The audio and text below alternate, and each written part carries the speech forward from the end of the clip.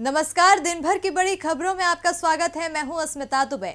इस बुलेटिन में आज बात होगी सरकार पर राहुल गांधी के सवालों की, अन्नदाताओं के आंदोलन की, बताएंगे कि कब तक हो सकता है विधानसभा चुनावों की तारीखों का ऐलान, जानेंगे कि कैसे बढ़ी टीएमसी की मुश्किल, और बुलेटिन के आखिर में बात 300 से घटकर 2 दर्जन बचती सरकारी कंपनियों की। लेकिन तमाम बड़ी खबरों से पहले एक नजर सुर्खियों पर। राज्यसभा के बजट सत्र का पहला चरण पूरा। सत्र के पहले चरण में राज्यसभा में 99% हुआ कामकाज। उच्च सदन में आज बजट पर चर्चा पूरी होने के बाद 8 मार्च तक के लिए बैठक की गई स्थगित। राज्यसभा में वित्त मंत्री निर्मला सीतारमण ने बजट के सवालों का दिया जवाब। कहा, ये बजट आत्मनिर्भर भारत के लिए है। ये बजट ऐसा है जो स्पष्ट रूप से अनुभव प्रशासनिक क्षमताओं को दर्शाता है। सरकार की सख्ती का दिखने लगा असर। ट्विटर ने ब्लॉक किए 97% अकाउंट। भ्रामक सूचना फैलाने वाले अकाउंट्स पर ट्विटर की कार्रवाई। एलपीजी ग्राहकों के लिए जरूरी सूचना। सरकार रसोई गैस पर मिलने वाली सब्सिडी को खत्म करने की बना रही है योजना। सरकार का मानना है एलपीजी सिलेंडर की कीमत बढ़ाई जाए तो केंद्र के ऊपर कम होगा सब्सिडी का बोझ। मामूली बढ़त के साथ बंद हुआ शेयर बाजार। सेंसेक्स 12 अंकों की तेजी के साथ 51,544 के स्तर पर हुआ बंद। निफ्टी 10 अंकों की मामूली बढ़त के साथ 15,163 के स्तर पर हुआ बंद। सुर्खियों के बाद बात आज की बड़ी खबर की। जमीन को लेकर आज राहुल गांधी ने केंद्र सरकार पर सवालों की बौछार कर दी। सुबह राहुल ने एलएसी पर भारत की जमीन चीन को देने के मामले में मोदी सरकार को घेरा, तो दोपहर को किसानों की महापंचायत में कृषि बिल को लेकर सरकार पर तंज कसे।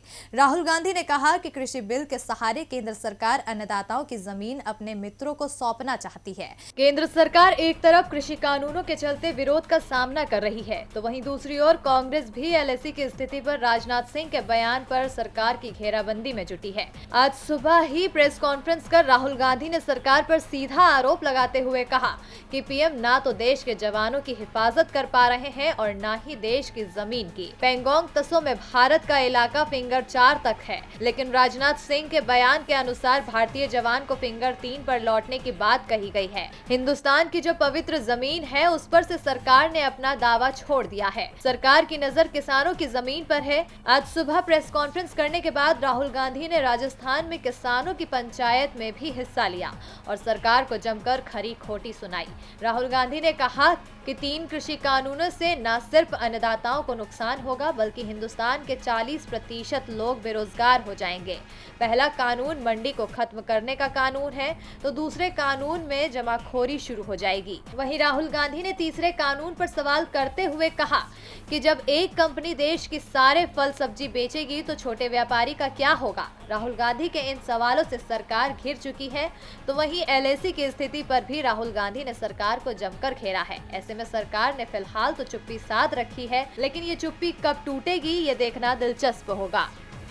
इसी मामले में आज हमारे साथ चर्चा के लिए स्टूडियो में मौजूद हैं राजीव जी। राजीव जी, आपका स्वागत है। धन्यवाद अस्मिता। राजीव जी, राहुल गांधी ने एलएसी को लेकर जो सवाल पूछा है वो गंभीर मामला है। यदि हमें अपनी जमीन से ही पीछे हटना पड़ा है तो फिर ये अप्रैल 2020 से पहले की यथास्थिति कैसे, और कृषि कानून से उठी चिंता दूर कौन करेगा? जी अस्मिता, चाहे एलएसी की बात हो या कृषि कानूनों की, सरकार देश के सामने साफ साफ बात नहीं रख रही है। इसीलिए दोनों ही मुद्दों पर चिंताएं खड़ी हुई हैं। चीन की सेनाओं ने लद्दाख में जबरन आगे आने की कोशिश की, आपको याद होगा, जिसे रोकने में हमारे कई सैनिक जो हैं वो जान गंवा बैठे। दोनों देशों के बीच कई दौर की वार्ताएं सैन्य अधिकारियों के स्तर पर होती रहीं, लेकिन इतने महीनों में कभी भी प्रधानमंत्री ने चीन को सीधे सीधे चेतावनी नहीं दी, बल्कि उसका नाम तक लेने से वो बचते रहे। विपक्ष ने कई बार सरकार से सवाल पूछा कि क्या चीन के सैनिक हमारी जमीन का कुछ हिस्सा हथिया चुके हैं, लेकिन सरकार ने कोई जवाब नहीं दिया। सरकार ने दावा किया कि हमारे सैनिकों ने चीन को पीछे धकेल दिया है, लेकिन यह नहीं बताया कि कहां से पीछे धकेला है, कहां तक पीछे धकेला है।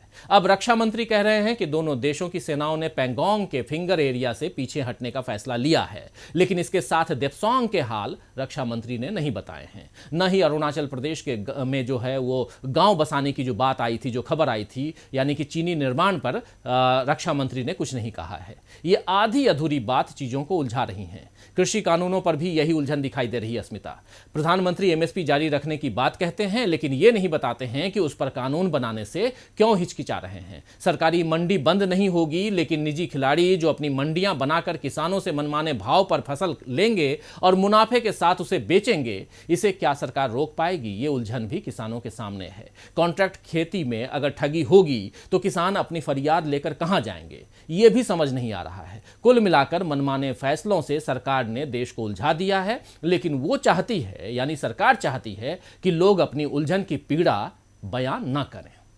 अब बढ़ते हैं अगली खबर की ओर। अन्नदाताओं के आंदोलन को 78 दिन हो चुके हैं, लेकिन सरकार और अन्नदाताओं के बीच का ये गतिरोध थमने का नाम नहीं ले रहा है। विपक्ष भी लगातार सरकार को घेर रहा है, तो वहीं सरकार अपने अड़ियल रुख पर ही कायम है। अब सरकार के रुख को देखते हुए अन्नदाताओं ने आंदोलन को और तेज करने की तैयारी कर ली है। ऐसे में क्या रहा अन्नदाताओं के आंदोलन का दिन भर का हाल, देखिए ये रिपोर्ट। किसानों का आंदोलन लगातार बढ़ता जा रहा है। दिल्ली से सटे बॉर्डर पर किसान डटे हुए हैं। वहीं देश के अलग अलग राज्यों में किसान महापंचायत का सिलसिला भी तेज होता जा रहा है। जहां अब तक किसान संगठनों के नेता दिल्ली से सटे बॉर्डर पर रहते थे, वहीं अब किसान नेता आंदोलन को धार देने के लिए देश भर में जा रहे हैं और किसानों के बीच पहुंचकर कृषि कानूनों के खिलाफ लोगों को एकजुट कर रहे हैं। किसानों की महापंचायत हो रही है। उत्तर प्रदेश के मुरादाबाद के बिलारी में किसानों की महापंचायत हुई, जिसमें भारतीय किसान यूनियन के अध्यक्ष नरेश टिकैत भी शामिल हुए। किसानों ने आज राजस्थान में हाईवे पर बने कई टोल को फ्री कर दिया है। इस बीच किसान आंदोलन का मुख्य केंद्र यानी सिंगू बॉर्डर पर सुविधाओं को बढ़ाया गया है।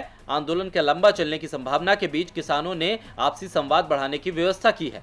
किसान संगठनों ने महाराष्ट्र के यवतमाल और राजस्थान में होने वाली किसान पंचायतों की भी रूपरेखा तैयार कर ली है। टोल फ्री कैंडल मार्च 18 फरवरी को रेल रोकने की तैयारी। किसानों ने साफ कर दिया है कि कानून वापसी तक तो आंदोलन ऐसे ही चलेगा। किसानों की तैयारी पूरी है। उधर 4 राज्यों में और 1 केंद्र शासित प्रदेश में चुनाव कराने के लिए चुनाव आयोग की भी तैयारी पूरी है। चुनाव आयोग 3-4 दिन में ही चुनाव की तारीखों का ऐलान कर सकता है। तो कहां है चुनाव और कब हो सकता है चुनावों का ऐलान, देखिए इस रिपोर्ट में। देश के 4 राज्यों और 1 केंद्र शासित प्रदेश में मार्च अप्रैल में विधानसभा का चुनाव होना है, जिसे लेकर चुनाव आयोग की तैयारियां पूरी हो चुकी हैं। माना जा रहा है कि अप्रैल में असम, पश्चिम बंगाल, तमिलनाडु, केरल और 1 केंद्र शासित प्रदेश पुदुचेरी में विधानसभा का चुनाव हो सकता है। इन राज्यों की विधानसभाओं का कार्यकाल मई से जून के बीच में समाप्त होने जा रहा है, लेकिन 4 मई से पूरे देश में बोर्ड परीक्षाएं शुरू हो रही हैं, जिस कारण चुनाव आयोग अप्रैल में ही चुनाव प्रक्रिया पूरी कराने की तैयारी में है। ऐसे में पूरी संभावना है कि इन सभी राज्यों में अप्रैल में विधानसभा का चुनाव हो सकते हैं। खबरों के मुताबिक चुनाव आयोग 16 या 17 फरवरी को इन राज्यों के लिए चुनाव तारीखों का ऐलान कर सकता है। माना जा रहा है कि पश्चिम बंगाल में 7 से 8 चरणों में चुनाव हो सकते हैं, जबकि अन्य 4 राज्यों में 2 से 3 चरणों में वोटिंग हो सकती है। आपको बता दें कि पश्चिम बंगाल में ममता बनर्जी के मुख्यमंत्रित्व में तृणमूल कांग्रेस की सरकार है। वहीं तमिलनाडु में ई पलानीस्वामी के नेतृत्व में AIADMK की सरकार है, जबकि केरल में पिनरई विजयन की अगुवाई में लेफ्ट डेमोक्रेटिक फ्रंट यानी LDF की सरकार है। तो दूसरी ओर असम में सर्बानंद सोनोवाल की अगुवाई में BJP की सरकार है, जबकि पुडुचेरी में नारायणसामी के नेतृत्व में कांग्रेस की सरकार है। पश्चिम बंगाल में विधानसभा की कुल 294 सीटें, तमिलनाडु में 234 सीटें, केरल में 140 सीटें, असम में 126 और पुडुचेरी में विधानसभा की 30 सीटें हैं। चुनाव आयोग चुनावों की तारीखों के ऐलान करने की तैयारी में है, तो पश्चिम बंगाल में चुनाव से पहले बीजेपी ने टीएमसी में सेंधमारी की कोशिशें तेज कर दी है और आज एक और टीएमसी नेता के बीजेपी में आने के संकेत मिलने लगे हैं। तो अब टीएमसी का कौन सा नेता थामेगा बीजेपी का दामन, देखिए ये रिपोर्ट। टीएमसी के वरिष्ठ नेता दिनेश त्रिवेदी को अब टीएमसी में सांस लेने में दिक्कत हो रही है और इस बात का खुलासा त्रिवेदी ने राज्यसभा में किया। इसके साथ ही उन्होंने राज्यसभा की सदस्यता छोड़ने का ऐलान भी कर दिया। त्रिवेदी का कहना है कि राज्य में जो हो रहा है उसमें उनके लिए टीएमसी में काम करना बेहद मुश्किल हो गया है। अब दिनेश त्रिवेदी ऑक्सीजन की तलाश में किस दल में जाएंगे इसका खुलासा फिलहाल उन्होंने नहीं किया है, लेकिन संकेत है कि टीएमसी के हाल में जितने भी नेताओं ने पार्टी छोड़ी उसी लाइन पर त्रिवेदी भी चल सकते हैं, यानी दिनेश त्रिवेदी जल्द ही भारतीय जनता पार्टी में शामिल हो सकते हैं। बीजेपी के बंगाल यूनिट के अध्यक्ष दिलीप घोष की ओर से तो त्रिवेदी को निमंत्रण भी भेज दिया गया। वैसे ये पहला मौका नहीं है जब दिनेश त्रिवेदी टीएमसी में तकलीफ में आए थे। 9 साल पहले 14 मार्च को दिनेश त्रिवेदी रेल मंत्री के रूप में रेल बजट पेश कर रहे थे। उस समय रेल बजट का विलय आम बजट में नहीं हुआ था और रेल बजट अलग से पेश किया जाता था। रेलवे के हालात को सुधारने के लिए त्रिवेदी ने रेल किराया बढ़ाने का ऐलान किया था, लेकिन यह ऐलान टीएमसी चीफ ममता बनर्जी को अच्छा नहीं लगा और उन्होंने दिनेश त्रिवेदी को रेल मंत्रालय छोड़ने के लिए मजबूर कर दिया। इसके बाद से ही ममता और त्रिवेदी के बीच तनाव की खबरें आने लगी थीं। 2015 में भी त्रिवेदी के बीजेपी में जाने के संकेत मिले थे। इस दौरान त्रिवेदी ने भी इसे हवा दी थी। त्रिवेदी ने कहा था, मैं कुछ भी भविष्यवाणी करने से बचता हूं, मेरे लिए देश पहले आता है, आखिर इसलिए तो हम सार्वजनिक जीवन में हैं। उस समय भी त्रिवेदी ने प्रधानमंत्री मोदी की तारीफ की थी। 2015 में तो त्रिवेदी टीएमसी में ही बने रहे और आज एक बार फिर दिनेश त्रिवेदी प्रधानमंत्री मोदी की तारीफ कर रहे हैं, लेकिन इस बार उन्होंने राज्यसभा से इस्तीफा देने का ऐलान भी कर दिया। त्रिवेदी ने कहा, मेरे बंगाल में इस समय कुछ भी सही नहीं हो रहा है और मैं कुछ नहीं कर पा रहा हूँ। मुझे यहाँ बैठे बैठे अजीब सा लग रहा है। मेरी अंतरात्मा मुझे बोल रही है कि अगर मैं कुछ नहीं कर पा रहा हूँ तो मुझे इस्तीफा दे देना चाहिए। त्रिवेदी ने तो यहाँ तक दावा कर दिया है कि कई और नेता टीएमसी छोड़ सकते हैं, यानी इस बार टीएमसी के लिए त्रिवेदी को अपने पाले में रोक पाना बेहद मुश्किल है। त्रिवेदी के संकेत बीजेपी में जाने के हैं। अब बीजेपी क्या उन्हें राज्यसभा में भेजेगी, ये सवाल अभी से उठ रहे हैं।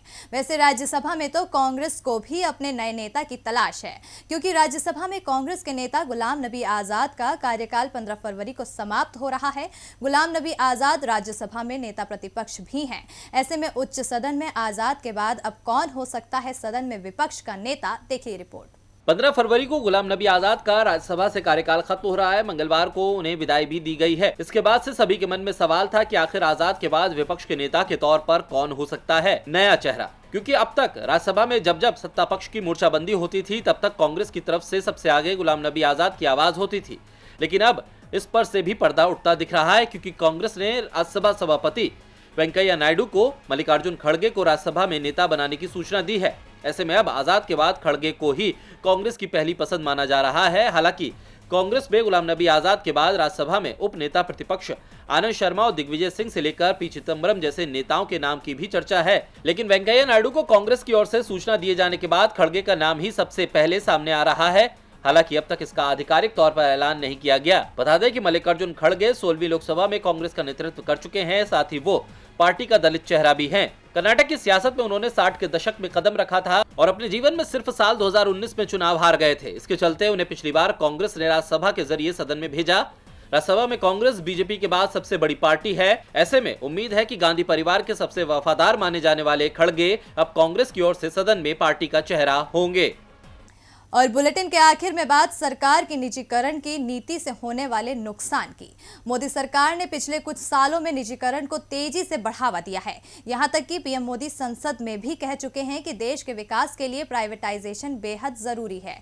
लेकिन इस निजीकरण को बढ़ावा देकर सरकार न सिर्फ अपनी जिम्मेदारियों से पीछे हटी है, बल्कि उसने ओबीसी, एससी और एसटी के युवाओं के सामने चुनौती खड़ी कर दी है। सरकार के इस कदम से लाखों लोगों के रोजगार पर खतरा मंडराने लगा है। यहां तक कि आरक्षण खत्म होने का भी डर है। सरकारी नौकरी के लिए युवा दिन रात पढ़ाई करते हैं। ओबीसी, एससी और एसटी के युवा भी कोटा सुविधा का लाभ लेकर सरकारी नौकरी की चाह रखते हैं। लेकिन मोदी सरकार ने सभी की उम्मीदों पर पानी फेर दिया है। उसने सरकारी कंपनियों को ही निजी हाथों में सौंपने का फैसला कर लिया है। सरकार के इस फैसले से खासकर ओबीसी, एससी और एसटी के युवाओं के सामने चुनौती खड़ी हो गई है। दरअसल उन्हें अब तक सरकारी नौकरियों में 49.5% तक का कोटा मिलता था, लेकिन अब जब सरकारी कंपनियां ही नहीं रहेंगी तो उनके लिए निर्धारित कोटे का फायदा क्या। आंकड़ों के लिहाज से मोदी सरकार के फैसले से होने वाले नुकसान को समझें तो सरकारी कंपनियों में कर्मचारियों की कुल संख्या करीब 15 लाख है। इसमें से 10.4 लाख स्थायी कर्मचारी हैं। इन नौकरियों में अनुसूचित जाति के लिए 15%, अनुसूचित जनजाति के लिए 7.5% और ओबीसी के लिए 27% का कोटा तय किया गया है। सरकारी कंपनियां विनिवेश के बाद निजी हाथों में जाएगी होगी तो नौकरियों से कोटा सिस्टम की कोई गारंटी नहीं रहेगी। वहीं विशेषज्ञ सरकार के फैसले को रिजर्वेशन खत्म करने की कोशिश के तौर पर देख रहे हैं, क्योंकि 2004 तक केंद्र की सरकारी नौकरियों में ओबीसी वर्ग की भागीदारी 16.6% थी और 2014 आते आते 28.5% हो गई। लेकिन मोदी सरकार को इन बातों से कोई फर्क नहीं पड़ता। वो तो तेजी से निजीकरण को बढ़ावा देने में जुटी है। मई 2014 से अब तक मोदी सरकार में 121 कंपनियों की हिस्सेदारी बेच दी गई है और अब तो सरकारी कंपनियों में उनका अधिकार 300 से घटकर सिर्फ 2 दर्जन करने की कोशिश की जा रही है। और दिन भर की बड़ी खबरों में मेरे साथ इतना ही। देखते रहिए डीबी लाइव। नमस्कार।